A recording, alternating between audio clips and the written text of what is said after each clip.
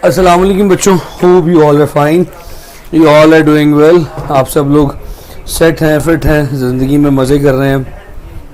अच्छा जी, अब आप लोग जहाँ जहाँ से हैं मुझे तो ये नहीं पता, but if you are from Lahore and then you will suffer today also, because एक तो लाहौर में इस वक्त हबस टका के हुआ हुआ और उस वक्त, और इसके बावजूद आप जहाँ ये हबस भी हुआ हुआ जी भाईजान, ये पसीने अभी नहीं आ रहे। और इसके अलावा अगर आप कहीं रोड पे बाहर निकलें, सड़क पे बाहर निकलें, तो क्या कराची और क्या लाहौर, कराची वाला हाल हुआ हुआ इस वक्त। सड़कें तो ऐसे खचा खच पानी से भरी हुई हैं इनके जिसकी इंतहा कोई नहीं। लो बच्चा लोग, हबीबा वालेकुम अस्सलाम, रुशेल वालेकुम अस्सलाम। कितने गर्मी काम हुई है मुमना बच्चे, पिछले ना 5-6 दिन से टेम्परेचर नहीं बढ़ रहा, टेम्परेचर कम है। Temperature is touching 40, 41, 42। सानिया अल्हम्दुलिल्लाह, आप कैसी हैं बेटा? वालेकुम सलाम। क्या 38? So temperature is not rising but the humidity level in the air is too high, यानी there is no air, air की मकदार बहुत कम है, सफोकेशन है एग्जैक्टली। और हबस जिसे कहते हैं, ह्यूमिडिटी बहुत ज़्यादा, यानी इवन के पखा भी तो हवा नहीं दिंदा जो तक तुसी एसी ना लाया है। सो ये सिनेरियो है। गुजरांवाला में भी यही हाल है। देखें हद हो गई सर। कैसे हैं आप? जॉन अल्हम्दुलिल्लाह मैं ठीक हूँ। जॉन आप कहाँ से हो? कश्मीर में तो वैसे ही मौसम अच्छा है। कश्मीर में इस वक्त मौसम कैसा जा रहा है बेटी? बारिश इज डायरेक्टली प्रोपोर्शनल टू पानी। अभी थोड़ी देर पहले यही बात हो रही थी, हमारे ना एक कुलीग गाना गा रहे थे, वो बारिश का मौसम, तो मैंने उस पर कहा था कि ये तो बिल्कुल वैसे ही है जैसे बिलावल कहता, ज़्यादा बारिश आता तो ज़्यादा पानी आता। वालेकुम अस्सलाम मुनीम। शेखुपुरा में भी, शेखुपुरा तो वैसे ही लाहौर की छोटी बहन है, I mean close to Lahore. Sir जंग का बहुत गर्मी है जी, जंग में तो बहुत गर्मी है बिल्कुल। चकवाल तलागंग, वो बिल्कुल चकवाल में भी हालात है यार। जो RY के राय क्या चीज़ है यार? हाँ जी, अच्छा ओके, रहीम यार खान, ठीक है। मैंने आपको कल लेक्चर में याद किया था जी मुनीब, किया था क्योंकि आप कहीं कल गायब हो गए थे पूछ के मुझसे। वो लैपटॉप की बैटरी लेनी है, खुला है फ्री सेंटर, उसके बाद आप गायब हो गए थे। शकीला वालेकुम सलाम। Shakeela, how is the weather in your area? कैसा मौसम है बेटी? जी लारिश बेटा, जी लारिश कहिए।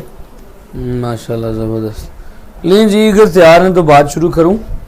लारिश, if you want to say something then speak it up, ताकि मैं अपनी बात को शुरू करूँ।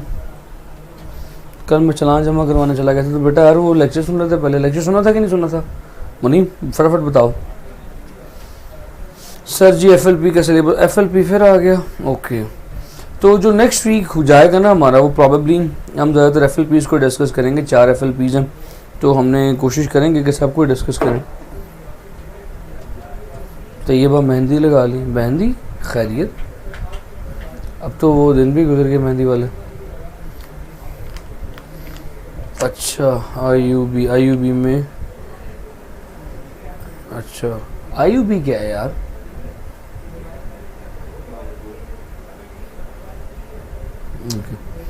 IUB में बायोटेक्नोलॉजी में अप्लाई करना था। What is IUB?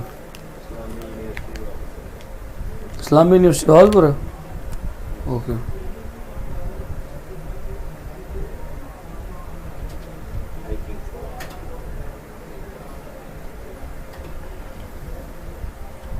अच्छा अच्छा, माशाल्लाह, सही।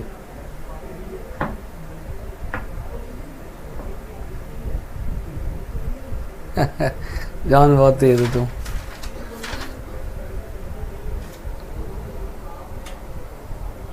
जज़ाकल्लाह सनिया पुत्र। हाँ, इस्लामी यूनिवर्सिटी भागलपुर। सर आपको क्यों मोबाइल मिलेगा? आपने सही जवाब दिया था IUB का। आप पुत्र लारिश बता दे क्या कहना है, मैं बात शुरू करूं फिर। I am waiting for you. Patriotism, जज़ाकल्लाह सानिया पुत्र। पार्लर खोल लिया क्या? खजीमा, मेरी बर्थडे है इंडिपेंडेंस डे पर। क्या बात है भाई, 14 अगस्त। वैसे मैं कहता हूँ 14 अगस्त किसी की बर्थडे ना हो, यकीन करें। आपका कुछ स्पेशल दिन लगता ही नहीं, वो लगता है कि वो सिर्फ वही बर्थडे ही चल रही है। आप तो मुफ्त में उस दिन पैदा हो गए जूंगे में। जैसे सब्ज़ी लेने के लिए जाओ ना तो वो धनिया एम ही मिल जाता है तो पाकिस्तान के साथ साथ ये आप एम ही पैदा हो गए साथ, तो इट लुक्स लाइक दिस। जी जीबीटी हबीबा पूछी क्या क्वेश्चन है। मैं लारिश का इंतज़ार कर रहा हूँ बट लारिश वेंट समवेयर, या मेरा बच्चा नाराज़ हो गया शायद। She is not speaking anything.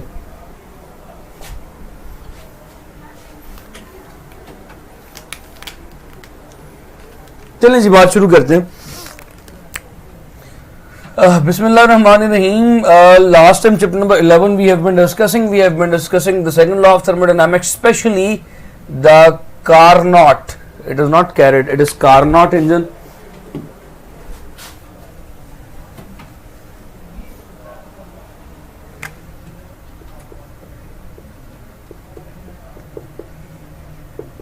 So Carnot engine पे बच्चा लोग बात कर रहे थे। Carnot इंजन के 4 पॉइंट्स मैंने आपको बताए थे।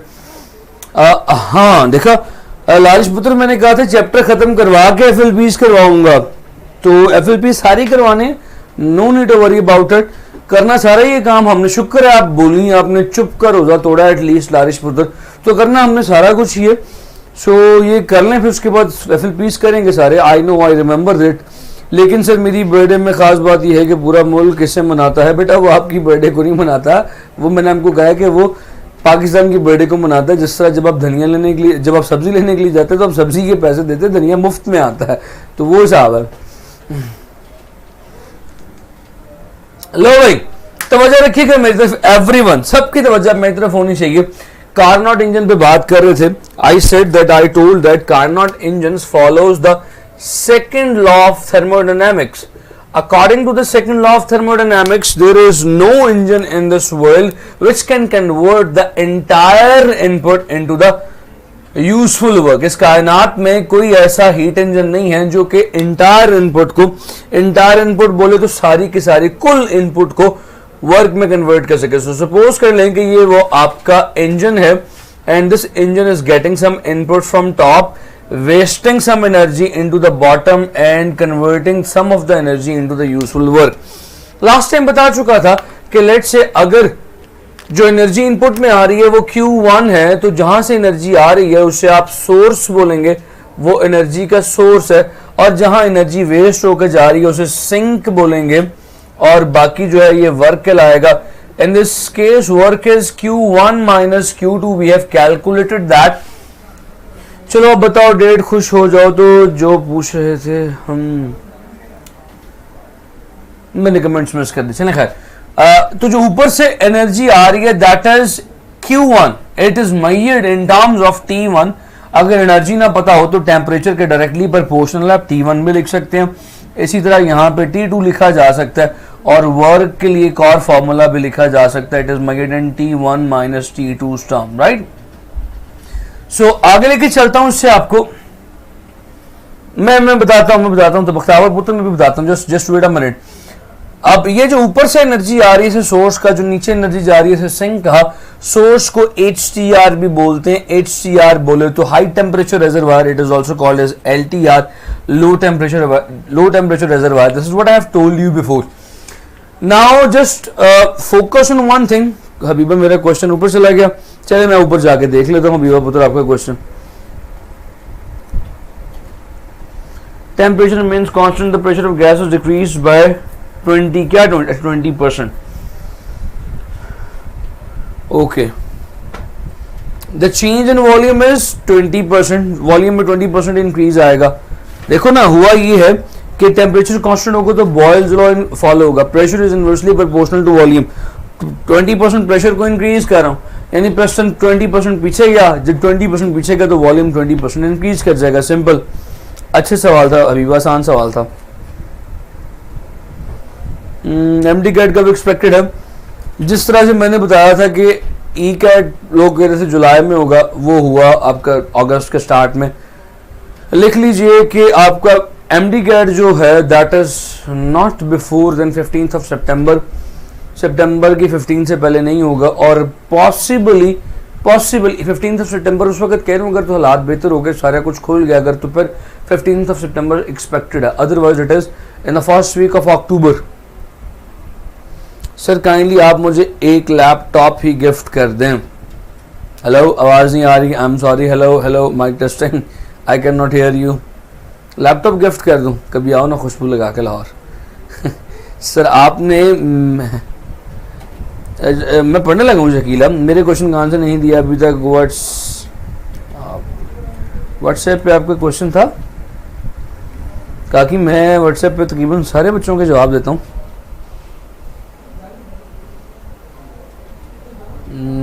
आपका जवाब नहीं कहा कि वो टेम्परेचर फिर कांस्टेंट नहीं रहेगा।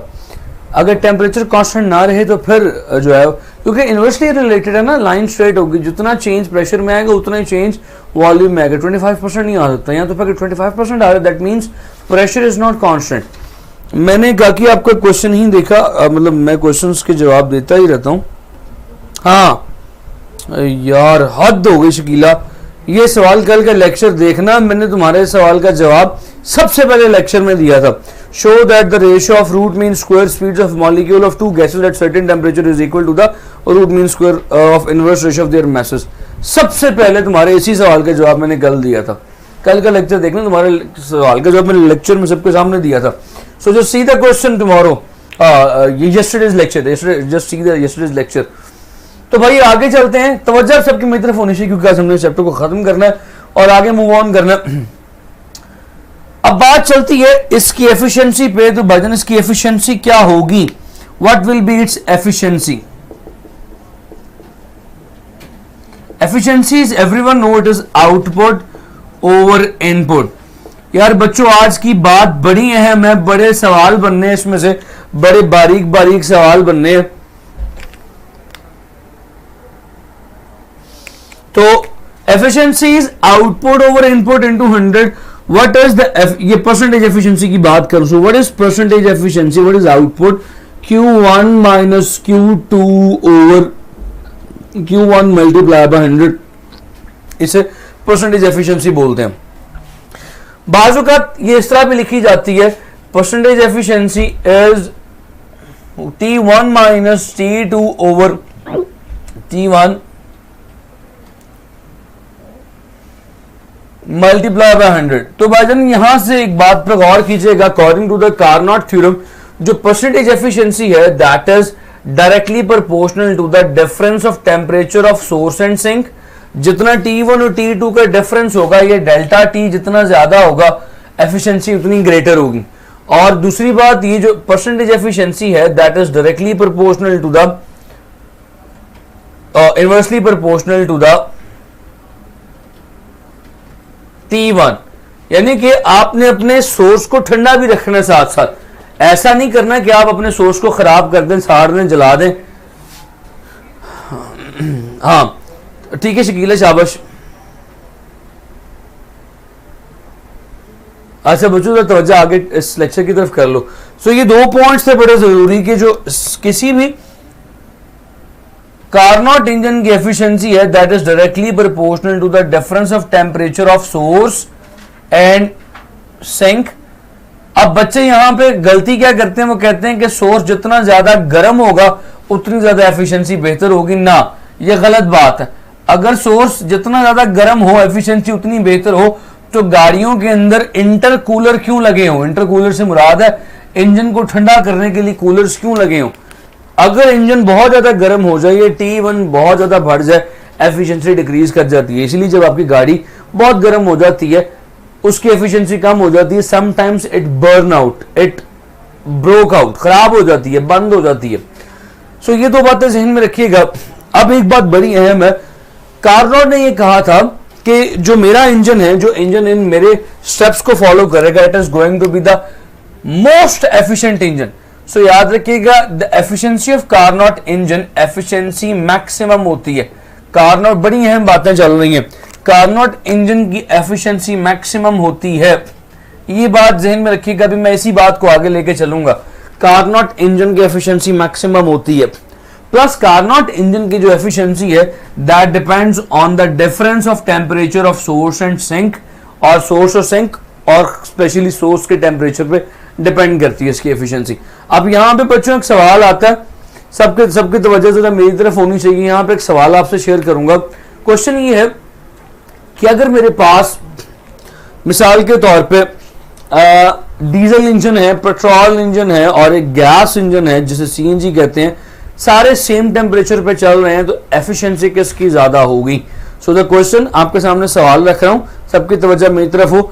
द क्वेश्चन इज कि मेरे पास एक डीजल इंजन है, एक पेट्रोल इंजन है और एक गैस इंजन है। All are working on the Carnot theorem, all are working on Carnot's principle which will have the maximum efficiency. अब यहाँ पे बच्चे बहुत बड़ी गलती किया करते हैं, मैं सवाल पॉइंट बता के आगे निकलने लगा हूँ। बच्चे गलती ये किया करते हैं कि वो कहते हैं शायद डीजल इंजन की एफिशिएंसी मैक्सिमम होगी। देखा जैसे सानिया ने कहा, लारिश बेटा मैंने कहा था मैं इन पे बता दूंगा पुत्र, अभी जरा साथ साथ चल लें। यस, सो भजन तला ने सही कहा। जिस तरह मैं कह चुका हूं कि all are working at constant temperature, same temperature, यानी तीनों में T1 और T2 सेम है। डीजल का भी T1, गैस का भी T1 और पेट्रोल का भी T1 सेम है। इसी तरह सबके लिए T2 भी सेम है, तो एफिशिएंसी सेम होगी। Efficiency is independent of the working environment. अगर मैं परसेंटेज एफिशिएंसी के फॉर्मूले को थोड़ा सा मॉडिफाई करके लिखूं, it can also be written as percentage efficiency is T1 over T1 minus T2 over T1, just open up the fraction, multiply by 100, ये कट जाएगा। so percentage efficiency का core formula आ जाएगा 1 minus T2 over T1 multiply by 100। so याद रखिएगा, अगर आप percentage efficiency को 100% करना चाहते हैं तो वो possible नहीं है। percentage efficiency can never be 100%। why? the question is why। Although के इस वक्त रीजन मुझे बतानी नहीं चाहिए क्योंकि सिंपल सी बात है, लेकिन स्टिल जरा इस रीजन को जरा देख लेते हैं कि भाई why percentage efficiency why can not be 100%। The reason is hidden that percentage efficiency को 100% करने के लिए मुझे T1 को 0 केल्विन करना पड़ेगा।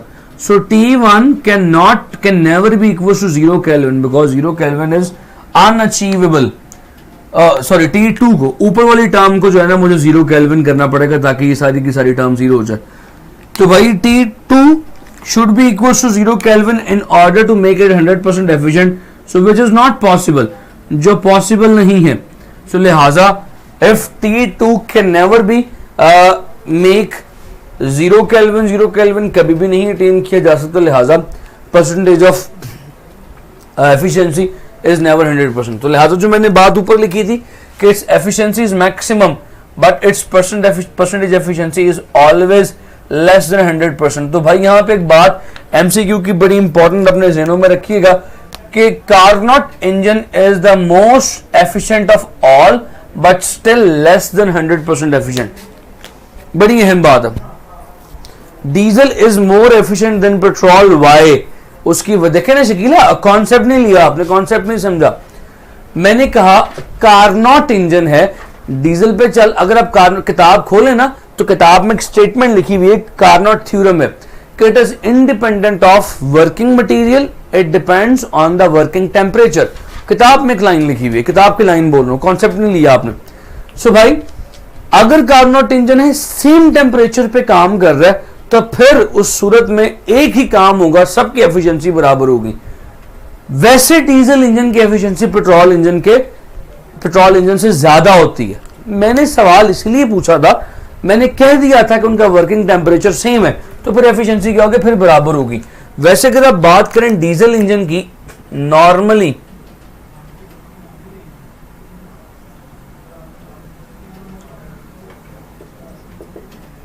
डीजल इंजन और petrol engine, so diesel engine is almost 30 to 35% efficient, जबकि पेट्रोल इंजन जो है वो 25 to 30% एफिशिएंट होता है। ये 35 to 40% एफिशिएंट हो जाता है कभी कभार। So efficiency of petrol is less than diesel engine, इसमें कोई शक नहीं। मगर जब मैं ये कह रहा हूं कि दोनों का वर्किंग टेम्परेचर सेम है तो फिर बात खत्म हो जाती है, फिर एफिशिएंसी भी सेम होगी। लो भाई फिर एक सवाल और करवा देता हूं कि जी which one of the following pair will have maximum efficiency in Carnot engine. आखिरी सवाल कहता है मेरे पास तीन मुख्तलिफ वर्किंग टेम्परेचर के पेयर्स हैं, एक 60 केल्विन 40 केल्विन है और एक जो है लेट्स से 40 केल्विन 20 केल्विन है वर्किंग टेम्परेचर पेयर, एक जो है वो 80 केल्विन और 60 केल्विन है और एक जो है वो लेट्स से 100 केल्विन और 80 केल्विन है। Which one have the maximum efficiency, किसकी एफिशिएंसी मैक्सिमम होगी, जरा फटाफट से जवाब दीजिएगा। एग्जैक्टली ऐसे ही है। लेकिन शकीला पुत्र आपने कॉन्सेप्ट जो मैंने दिए उसको जहन में रखना, किताब का रट्टा जहन में नहीं रखना। अब अगर मैं कह दूं कि टेम्परेचर कांस्टेंट है तो फिर क्या होगा, फिर एफिशिएंसी किसकी ज्यादा होगी, जरा ये भी बता दें। शाबाश, अलीसा कहती हैं बी। अच्छा शाबाश, बाकी बच्चे भी जवाब दें इसका बी। ओ जबरदस्त, शाबाश। सो भाई इसका जवाब बी क्यों है, बिकॉज आपने इस पॉइंट को देखने के टेम्परेचर डिफरेंस सब में कांस्टेंट है 20 20 20 20। फिर जो जिसका T1 कम से कम होगा उसके लिए जो है मैक्सिमम एफिशिएंसी होगी। इसका T1 60 है, इसका T1 80 है, इसका T1 100 है, इसका T1 40 है। So T1 is least for B, लिहाजा efficiency is maximum for B also. शाबाश एवरीवन, शाबाश।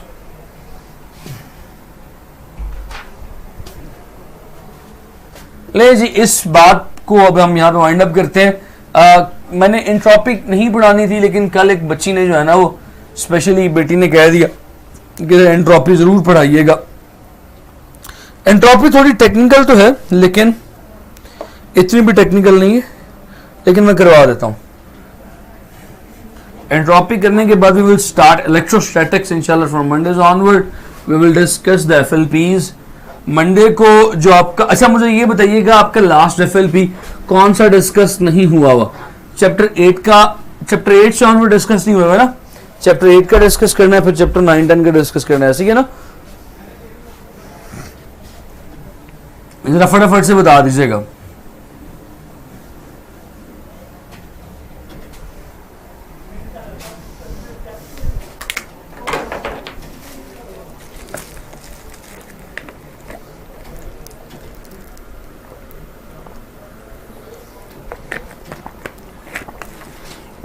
ओके 7 से तीन एफएलपीज आपको डिस्कस नहीं हुआ, ठीक है। 9 10 का तो मैंने नबिया पुत्र कंबाइन दिया था, ऐसे ही है ना बच्चों। 9 10 का कंबाइन था और बाकी जो है 7 से ऑनवर्ड नहीं हुआ। 9 10 का कंबाइन दिया था। अब आप लोगों का जो भी होगा आगे ऑब्वियसली 11वें का होगा।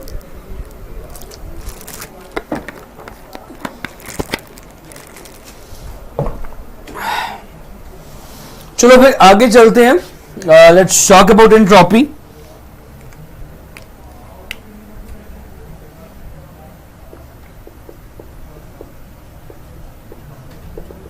What is meant by entropy, entropy से क्या मुराद है। एंट्रोपी कहते हैं जी बेटा बैठ के पीने चाहिए, बट मुझे इस मौसम में बहुत ज़्यादा डिहाइड्रेशन होती है, मगर मैं बैठ बैठ के पीऊँ तो बस मैं बैठा ही रहूँ। सर कल का लेक्चर कॉम्प नहीं हुआ था, मैं समझा नहीं।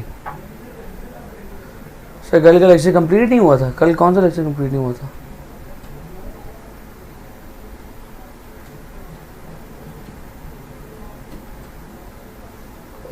couldn't understand what you said। यहां तक कि हमने लास्ट टाइम भी किया था। एंट्रोपी पे बात शुरू करते हैं आगे। What is meant by entropy, entropy is simply the measure of डिसऑर्डरलीनेस।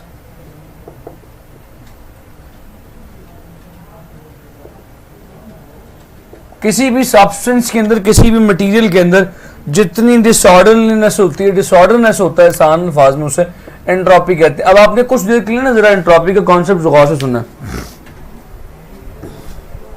Sir मुझे इस क्वेश्चन की समझ नहीं आई। अफसा क्या क्वेश्चन था। क्वेश्चन ये था, क्वेश्चन ये था कि आपके पास कोशिश किया करें साथ ही पूछ लिया करें 40 60 20 40 और 60 80 और 80 100 ये चार मुख्तलिफ टेम्परेचर्स हैं। यानी इनमें से ऑब्वियसली जो हाई टेम्परेचर होगा वो सोर्स का होगा, जो लो टेम्परेचर होगा वो सिंक का होगा। हाई टेम्परेचर को T1 कहते हैं, लो टेम्परेचर को T2 कहते हैं। अब आपने बताना है कि भाई किसकी एफिशिएंसी मैक्सिमम है, तो देखो सब में डिफरेंस 2 2 2 20 20 20 का है, 40 20 में भी 20 का डिफरेंस था, 60 40 में भी 20 का डिफरेंस था, 80 100 में भी 20 का डिफरेंस था, सब में जो है ना वो 20 20 का डिफरेंस था। सो भाईजान अब इसमें करना क्या था, आपने एफिशिएंसी मैक्सिमम बतानी थी। एफिशिएंसी किसके डायरेक्टली प्रोपोर्शनल होती है, डिफरेंस के, और इनवर्सली प्रोपोर्शनल होती है सोर्स के टेम्परेचर के। तो भाई डिफरेंस तो सब में सेम था, जिसमें सोर्स का टेम्परेचर मिनिमम होगा उसकी एफिशिएंसी मैक्सिमम होगी। तो सोर्स का टेम्परेचर मिनिमम 40 था, यानी बी ऑप्शन बनती थी। जी एग्जैक्टली लारिश, शाबाश। चले मैं कार्नोट इंजन भी बता रहा हूँ दोबारा भी, मैंने एंट्रोपी शुरू कर ली, फिर आगे वो देख लें जरा पहले।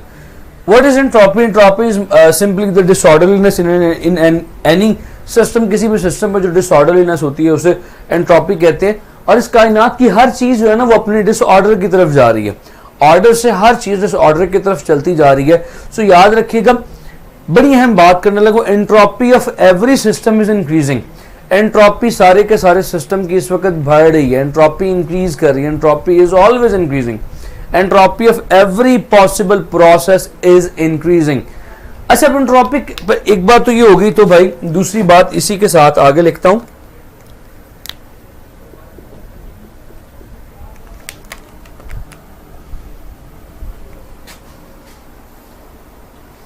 जॉन वो करवा देता हूँ, ठहर जाओ, वो करवा देता हूँ। अभी मैंने बात शुरू कर ली, वो करवा देता हूँ,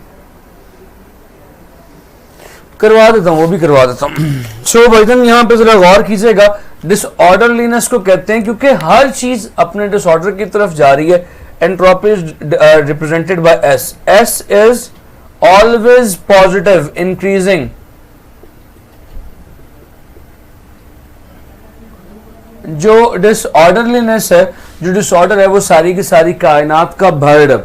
अब जिस तरह हम लोगों ने इंटरनल एनर्जी की बात की थी कि मेजर नहीं की जा सकती, लिहाजा इसी तरह एंट्रोपी भी जो है वो entropy can not be measured.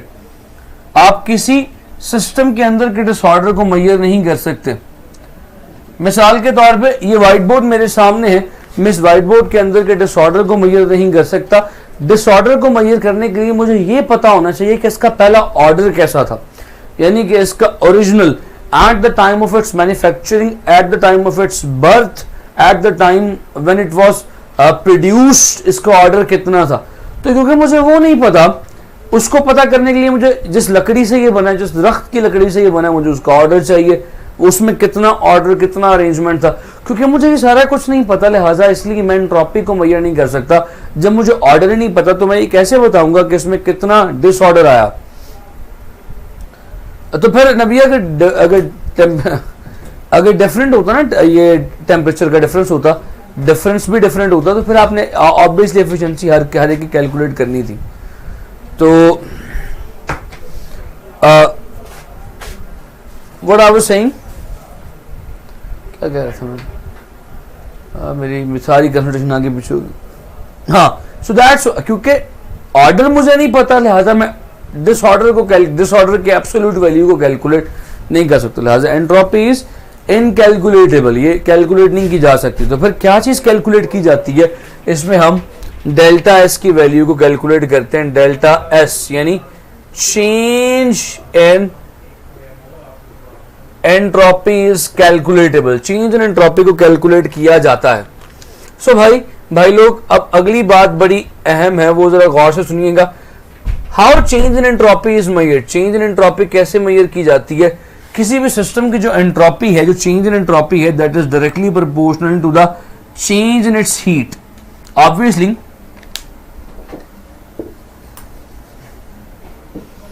किसी भी सिस्टम की जो एंट्रोपी है, that is directly proportional to the change in its heat. अगर उसकी हीट बढ़ रही है, उसका हीट कंटेंट बढ़ रहा है, वो हीट ले रही है, हीट एनवायरनमेंट से एब्जॉर्ब कर रही है, तो उस सिचुएशन में क्या होगा, उसकी एंट्रोपी बढ़ेगी, उसका डिसऑर्डर बढ़ेगा, kinetic energy of molecules will become higher. इसी तरह अगर वो हीट दे रही है, हीट डिक्रीज कर रही है, हीट निकाल रही है, तो entropy will decrease. So entropy is directly proportional to the heat. You will not say temperature. अब इस केस में आप टेम्परेचर की बात नहीं कहेंगे, क्योंकि एंट्रोपी, चेंज इन एंट्रोपी को डिफाइन किया जाता है, delta S is defined as the change in heat per unit temperature. एक टेम्परेचर पे, कांस्टेंट टेम्परेचर पे हीट का जितना चेंज आया, that is called as entropy. इसके यूनिट्स होते हैं जाउल्स पर केल्विन। इसकी जो अच्छा कॉन्सेप्ट सिखाना है मुझे, देखे ना क्या मजे की बात होगी, मुझे कॉन्सेप्ट सिखाना है। यहाँ पे कॉन्सेप्ट सिखाने के लिए ना मुझे जो किताब में एग्जांपल दी गई उसे जरा समझाना है। सपोज कर लो कि ये एक रॉड है, right now the rod is eight uniform temperature, एक मेटालिक रॉड है, सेम टेम्परेचर पे है। ये सभी but is a state function. Obviously मैंने बताया था कि सिर्फ दो चीजें स्टेट फंक्शन नहीं है, बाकी तमाम चीजें स्टेट फंक्शन है। सो एक रॉड यूनिफॉर्म टेम्परेचर पे है, मैंने इसको यहां से ना गर्म करना शुरू किया, हीट अप करना शुरू किया। अब यहां से ये तत्ता हो गया, अच्छा खासा हीट अप हो गया। ये मैं क्या लिखने लगा था, यहाँ ऐसे करना था मैंने, यहां से आप इसको हीट करना शुरू किया। हीट करने का मतलब है आप इसे क्यू अमाउंट ऑफ एनर्जी दे रहे हो। अच्छा, थोड़ी देर के बाद क्या हुआ, थोड़ी देर के बाद जब आपने इसको उठाया तो ये साइड रॉड की जो थी क्योंकि गर्म हो गई थी, so I can say that this side is hot, this side is hot, this side is cold. इसका जो टेम्परेचर है लेट्स से वो T1 है, इसका टेम्परेचर वो T2 है। T1 is greater than T2, obviously गर्म हो गया। बल्कि ऐसे कर लेते हैं, ये बाद वाले टेम्परेचर था पहले ठंडा था, तो ये T1 है, ये T2 है। सिंपल सी बात है, T2 is greater than T1, ये बात जहन में रखनी है। T2 is greater than T1 क्योंकि ये गर्म है। अब होगा क्या कि हीट जो है वो ट्रेवल करनी शुरू करेगी, ऑब्वियसली इसकी एंट्रोपी बहुत ज्यादा ना। बड़ी अहम बात करने लगा कॉन्सेप्ट समझाने के लिए, जरा तवज्जो के साथ सुननी है। हीट ट्रेवल करनी शुरू होगी कोल्ड साइड पे, कोल्ड कॉर्नर के ऊपर जो है हीट ट्रेवल करनी शुरू होगी। अच्छा, अब हीट का ऑब्वियसली एक नेचुरल, इसको क्या कहते हैं, स्पॉन्टेनियस, मतलब मैं भूल गया था, एक स्पॉन्टेनियस प्रोसेस है कि always heat travels from hotter body to the colder body. So spontaneous process, spontaneous का मतलब होता है, जिन बच्चों को स्पॉन्टेनियस का नहीं पता उनको मेरा सलाम, उनको वतन की हवाएं सलाम कहती हैं। स्पॉन्टेनियस प्रोसेस बोले तो फिजिबल भी इसके लिए लफ्ज इस्तेमाल किया जाता है। फिजिबल बोले तो ऐसा प्रोसेस जो कि हो सकता है नेचर में, जिसके होने के चांस हैं, नेचर जिस प्रोसेस को अलाउ करती है। मिसाल के तौर पर नेचर कभी भी अलाउ नहीं करेगी कि अगर आप एक साइड को हॉट कर दें, एक साइड को कोल्ड कर दें, हॉटर पड़ी और हॉट हो जाए, कोल्डर पड़ी और कोल्ड हो जाए, तो ये एक नॉन स्पॉन्टेनियस प्रोसेस है, इसको नेचर अलाउ नहीं करती। नेचर क्या अलाउ करती है कि, हाँ शाबाश कशफ, नेचर क्या अलाउ करती है कि जो हॉटर साइड है वो अपनी एनर्जी को देना शुरू करे, एनर्जी रिलीज करना शुरू करे, ताकि कोल्डर बॉडी की एंट्रोपी या एनर्जी बढ़े। तो भाई मैंने शुरू में क्या कहा था कि एंट्रोपी इज ऑलवेज इंक्रीजिंग, इस बात को भी साबित करने लगा हूं। बस अभी तवज्जो मेरी तरफ रखिएगा, अभी कमेंट ना करें फिर मेरी एकदम तवज्जो इस तरफ जाती है। हाँ चलो, चौधरी मुनीब चारा उधर ही फंसा हुआ अभी तक। भाई मुनीब ठहर जा जरा, बाद में तसल्ली के साथ जो तूने बात करनी है कर ली, सारी फैमिली प्लानिंग बाद में कर ली, अभी ठहर जा जरा, अभी सिर्फ मेरी बात सुन ले। क्या कहने लगा था मैं, हाँ देखा आ गया यार। मैं कहने ये लगा था कि अब ये जो एनर्जी ट्रांसफर कर रहा है इसको हाउ मच इट इज, इसकी एंट्रोपी में ऑब्वियसली बात इसकी एंट्रोपी कम हो रही है क्योंकि हीट जा रही है, इसकी entropy is decreasing. So what is the change in its entropy, delta S1 is equal to minus Q over delta की बजाय T2 कर लूं, क्योंकि इसकी हीट जा रही है तो इसकी एंट्रोपी ये हो गई, इसका डेल्टा क्यू लगा देता हूं। हीट जा रही है तो नेगेटिव है, अब क्योंकि इसके पास हीट आ रही है तो उसकी एंट्रोपी क्या होगी, delta S2 is equal to, ये 2 था ये 1 है, 1 इज इक्वल टू, इसको वही हीट आ रही है जो वहां से निकल रही है, तो ये डेल्टा क्यू ओवर T1 हो जाएगा। इस स्पेसिफिक टेम्परेचर पे इसने हीट इवॉल्व की ये वाली, इसकी एंट्रोपी S2 आ गई। उसके बाद डेल्टा क्यू ओवर T1 इस स्पेसिफिक टेम्परेचर पे जो हीट जो एंट्रोपी आई वो S1 आ गई। सो what is the total change in entropy, delta S क्या होगा, that is delta S1 plus delta S2, right. Total change in entropy, net change in entropy, तो ये हो जाएगा डेल्टा क्यू ओवर T1, ये है माइनस का, तो ये हो जाएगा minus delta Q over T2। सो भाईजान अब देखिए बड़ी अहम बात आ गई, गौर से, T2 is greater than T1। तो जब जो नीचे वाली चीज बड़ी हो तो पूरे का पूरा जवाब क्या आता है, छोटा आता है, यानी डेल्टा एस इज पॉजिटिव। सो याद रखिएगा for all spontaneous processes entropy is always positive. अब मैं वो बातें चंद एक लिख दूं।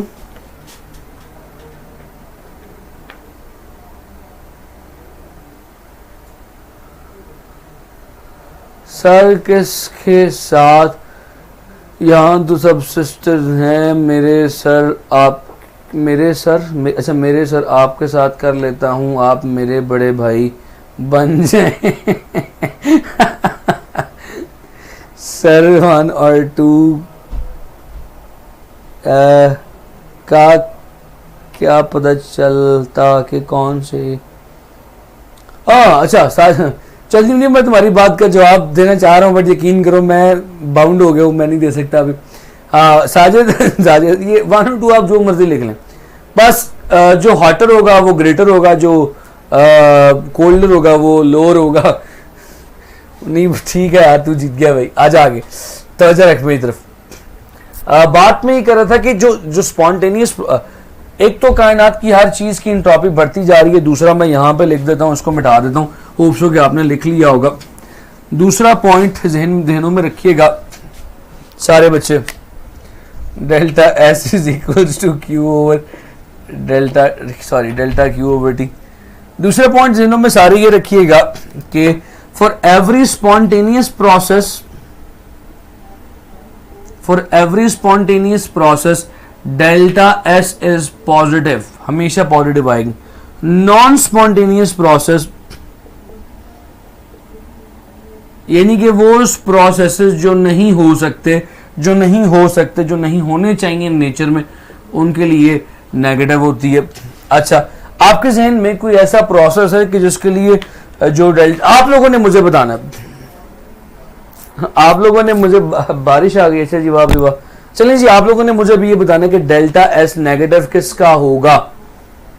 मुझे ये आपको ऐसा प्रोसेस सोच के बताइए, this think of a process जिसके लिए डेल्टा एस की वैल्यू नेगेटिव हो। जब तक आप सोचते हैं मैं सब साथ थोड़ा सा और बताता हूँ। इसे तो याद रखिएगा, जो रिवर्सिबल प्रोसेस होते हैं, रिवर्सिबल प्रोसेस यानी जो वापस उसी जगह पे आ जाते हैं, उनके लिए delta S change in entropy 0 होती है। और जो इरिवर्सिबल प्रोसेस है लाइक स्पॉन्टेनियस प्रोसेस, तो इरिवर्सिबल स्पॉन्टेनियस प्रोसेस असल में इरिवर्सिबल ही होती है, इरिवर्सिबल प्रोसेस, सो वो असल में इरिवर्सिबल ही होते हैं, तो लिहाजा उनके लिए भी एंट्रोपी चेंज पॉजिटिव ही होता है। ये पूरी लाइन का एंट्रोपी चेंज पॉजिटिव रहेगा।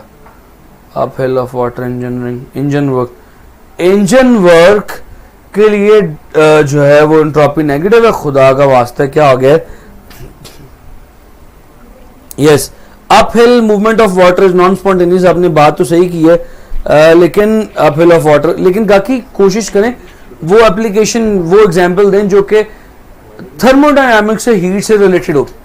जो इंजन की बात कर रहे हैं सारे बच्चे, इंजन इज स्पॉन्टेनियस एक्चुअली, वो नेचर के अकॉर्डिंग काम कर रहा है, एनर्जी को मैकेनिकल वर्क में कन्वर्ट कर रहा है। इसके जो इंजन के ऑपोजिट इनवर्स ऑफ इंजन है, इनवर्स ऑफ इंजन, आपको पता है इंजन की इनवर्स डिवाइस कौन सी है? इंजन की इनवर्स डिवाइस है refrigerator. Refrigerator has negative entropy. Bakhtawar बेटा बात समझ में आई?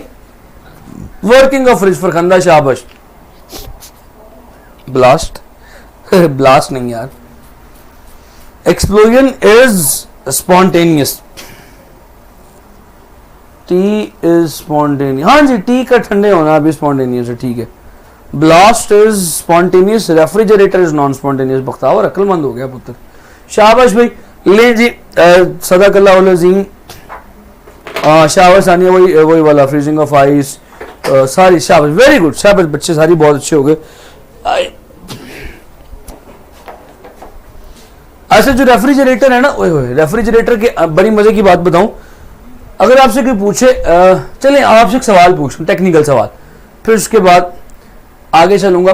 What is the environmental change in entropy by the working of refrigerator, positive और नेगेटिव? सर बनाएंगे मुझे यार, तू मेरा छोटा भाई है बनी, व्हाट आर यू सेइंग यार। नहीं नहीं बेवकूफ़ नहीं थी, बस ऐसे ही यार मैंने वो एक पुत्र कॉम्प्लीमेंट दिया यार। तो जल्दी नहीं, तू भाई है मेरा यार, ऐसे क्यों कहता है, रुलाएगा क्या पगले। हाँ शाबाश तैयबा, पप्पो तैयबा समझ आओ वक्त आवर। हाँ जी, मैं कहने के लगा था शाबाश लारिश, रेफ्रिजरेटर जो एनवायरनमेंट में एंट्रोपी का चेंज कर रहा है वो पॉजिटिव है। कभी रेफ्रिजरेटर की अगर आप एयर कंडीशनर के पीछे खड़े हो तो आपको लग समझ आती है जितनी हीट आ रही होती है। सो वो एनवायरनमेंट की एंट्रोपी को चेंज कर रहा है, एनवायरनमेंट की एंट्रोपी को इंक्रीज कर रहा है, सॉरी। जबकि अगर आपसे ये पूछूं what is the entropy change inside refrigerator, inside refrigerator entropy change क्या आएगा, वो नेगेटिव होगा। एनवायरनमेंट में पॉजिटिव आ रहा है और मैं तुम्हें कमेंट की तरफ तवज्जो आ जाता हूं साथ। सो मैं कहने लगा था कि इनसाइड रेफ्रिजरेटर जो एंट्रोपी का चेंज है वो नेगेटिव है, एनवायरनमेंट में जो एंट्रोपी का चेंज आएगा वो पॉजिटिव आएगा। Thank you so much. Verma इल्लल बलागुल Mubeen, the thing is finished. हाँ वो पिछला भी करवा दें मकसूद भाई। मुन्ना भाई MBBS खेलना शुरू कर दिया साजिद ने।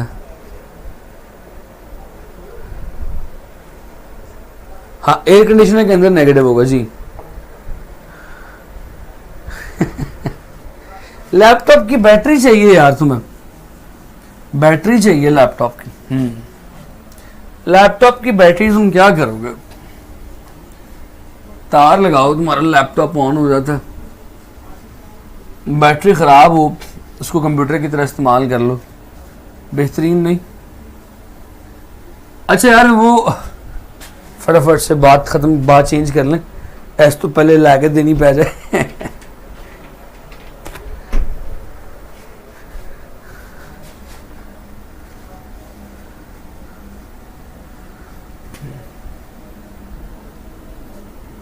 यस खजीमा,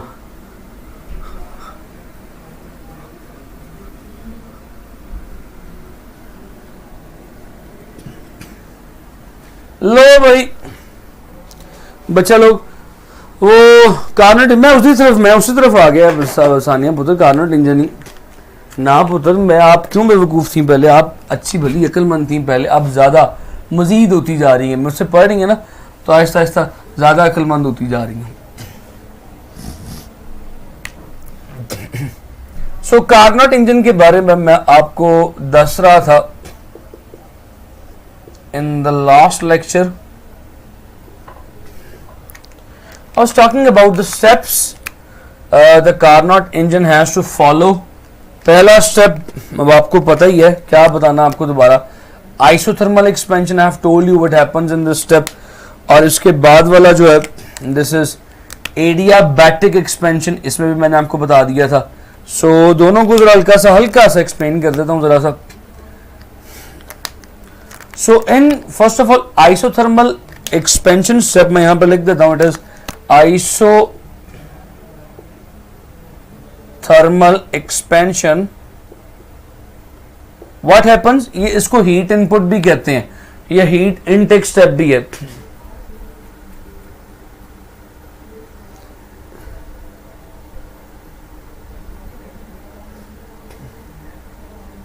ये लैपटॉप होता क्या है, मैंने अफसा वैसे FLP का बता भी दिया लेकिन मैं फिर बता देता हूँ अफसा। सो हफ्सा ना, हफ्सा जो है ना थोड़ी सी जरा डरी रहती है, पुत्र डरा ना कि इतना परेशान ना हुआ कर। सो पहला आइसोथर्मल प्रोसेस है, इसे हीट इनपुट स्टेप भी कहते हैं। इसमें हीट अंदर जाती है, it is heat input step. Heat input step कह लें या हीट इनटेक स्टेप कह लें। जो टेम्परेचर है वो शुरू में T1 होता है, इस प्रोसेस के एंड पे भी T1 ही रहता है। फिर इसके बाद जो फॉरन प्रोसेस आता है दैट इज एडियाबैटिक एक्सपेंशन। अब एडियाबैटिक एक्सपेंशन में सडन एक्सपेंशन होती है।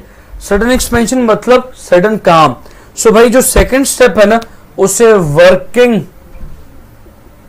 स्टेप कहते हैं, यानी इसमें इंजन ने काम करना है, जो इंजन काम करता है वो इस सेकंड स्टेप में काम करता है। अब क्योंकि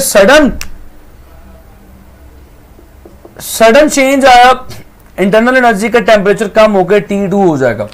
सो भाई उसके बाद बताया था मैंने कि जो अगला स्टेप आता है उसे कहते हैं ये दिस वन, जो अगला स्टेप आता है थर्ड स्टेप को मैं नीचे लिख देता हूं। जो थर्ड स्टेप आता है उसे कहते हैं आइसोथर्मल कंप्रेशन। अब जुमले पे गौर कीजिएगा, ये प्रोसेस कौन से, थर्ड स्टेप प्रोसेस कौन से, कंप्रेशन का, कंप्रेस हो रहा है भाईजान, मैंने सुन लिया, बस एक मिनट खत्म करने लगा। इसमें कंप्रेशन हो रही है, कंप्रेस हो रहा है सिस्टम। कंप्रेशन में हीट जनरेट होती है क्योंकि प्रोसेस आइसोथर्मल है, जो हीट भी जनरेट होगी वो एग्जॉस्ट होती जाएगी। सो इट इज द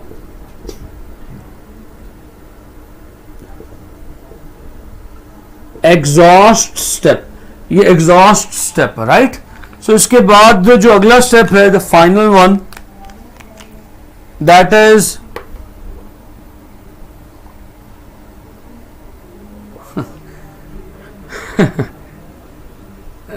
और जो फाइनल स्टेप है दैट इज दिस वन, इसे बोलते हैं एडियाबैटिक कंप्रेशन। ये जो एडियाबैटिक कंप्रेशन है दैट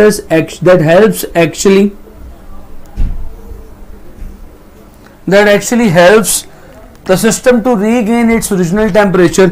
जो टेम्परेचर इज रीगेन,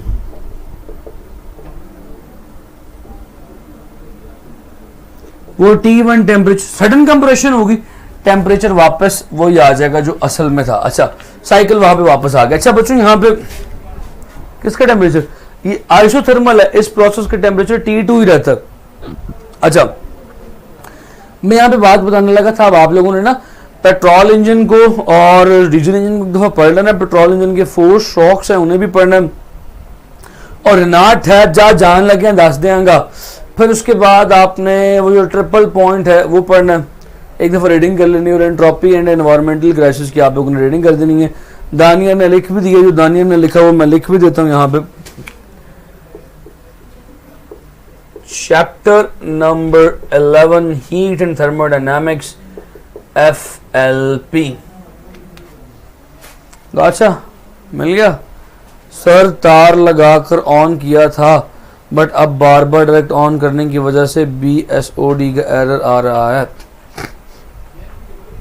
भाई सॉफ्टवेयर इंजीनियर, ये BSOD का एरर क्या होता है? BSOD का एरर क्या होता है भाई? BIOS का एरर होता है, तुम मुझे मामू बना रहे हैं। BIOS का एरर होता है, BSOD का तो एरर कोई नहीं होता। आपसे मुलाकात होगी कल, तब तक के लिए इजाज़त दें। Thank you so much. Allah हाफ़िज़। मेरे अल्लाह हाफ़िज़ कहने की देर थी और माउस साथ ही पकड़ लिया गया बंद करने के लिए।